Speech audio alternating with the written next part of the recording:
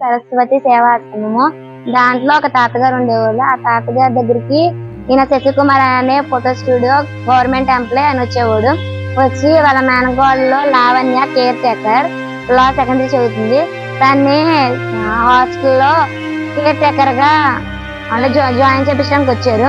తర్వాత వాళ్ళ వైఫ్ పనిశ్రీ అనే ఆమె వార్డెన్ గా జాయిన్ చేయించడానికి వచ్చారు. తర్వాత ఏమో ఆ తాతగారిని పంపించేశారు హాస్టల్ నుంచి. పంపించేసిన తర్వాత ఆయన వచ్చేసేసి అక్కడే ఉండిపోవడము, స్మోకింగ్ చేయడము, ఫోటో స్టూడియో అని చెప్పి ఆయన నమ్మించడము, చిన్నపిల్లల్ని తీసుకెళ్లి బాపట్ల సైడ్ తీసుకెళ్లి ఒక బాయ్స్ హాస్టల్ తీసుకెళ్లి రూమ్ తీసుకొని పాడు చేయడము, బలవంతంగా వద్దు వద్దు అన్న చేతి కట్టేసి మరి చేస్తున్నాడు. ఒప్పుకుంటేనేమో అలాగ అంటున్నాడు, ఒప్పుకోపోతేనేమో అదే చెంప మీద కొట్టేసేసి జుట్టు పీకేసేసి ఇడుకొచ్చి మొక్కలదండి వేపిస్తాను. నైట్ చిన్న చిన్న విషయాలకు కూడా సీరియస్ అయిపోతున్నాడు.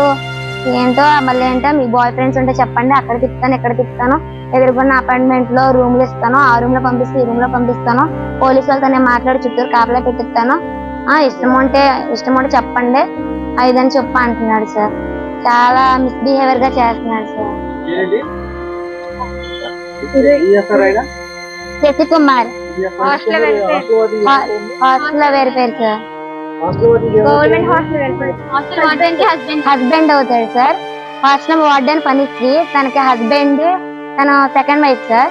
ఫస్ట్ వైఫ్ ఏమో మనిషి చేస్తే రఘుకుమారి, తన ఏంటో ఫోటో స్టూడియో చేస్తే, సెకండ్ వైఫ్ ఏమో పనిశ్రీ, తన హాస్టల్ వార్డెన్ గా పెట్టాడు.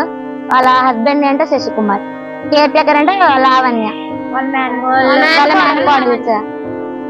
వాళ్ళ కింద పనిచేసే జ్యోతి ఏంటో మాయ మాటలు చెప్పి తీసుకెళ్ళింది సార్.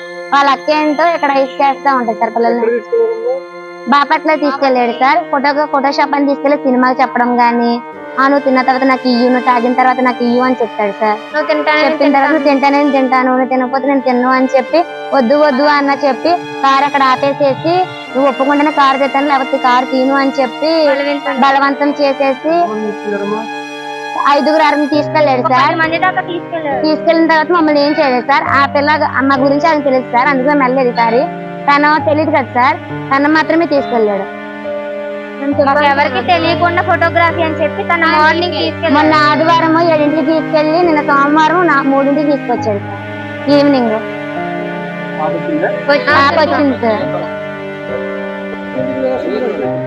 ఈరోజు మనకి Eluru 2 town police station limits లో ఉన్న అమీనాపేటలో ఉన్నటువంటి స్వామి దయానంద సరస్వతి సేవా ఆశ్రమంలో బాలికల పైన, ఒక మైనర్ బాలికల పైన అక్కడ హాస్టల్ వార్డెన్ భర్త ఈ మిస్బిహేవ్ చేశాడన్న ఒక కంప్లైంట్ మీద ఇక్కడికి వచ్చాము. ఈ కంప్లైంట్ తీసుకొని ఇక్కడ విచారణ నిమిత్తం మన ఉమెన్ ఎస్ఎల్ని వీళ్ళందరినీ పంపిస్తాం. విచారణలో భాగంగా ఏమేమి చేశారు ఏంటనేది అన్ని కూడా మీకు తెలిసి వాళ్ళ మీద కేసు రిజిస్టర్ చేయడం జరిగింది. మేము ముద్దాయిని పట్టుకోవడానికి కూడా ప్రయత్నం చేస్తున్నాము. దర్యాప్తులో భాగంగా అన్ని విషయాలు కూడా మీకు త్వరలో తెలియపరుస్తాం. అది ఇప్పుడు వరకు అయితే మనకు వచ్చిన ఫిర్యాదు ప్రకారం 3 ఫిర్యాదు వచ్చింది. ఇంకా ఎంతమంది ఉన్నారు ఏంటనేది ఇప్పుడు మా విచారణలో చేస్తుంది.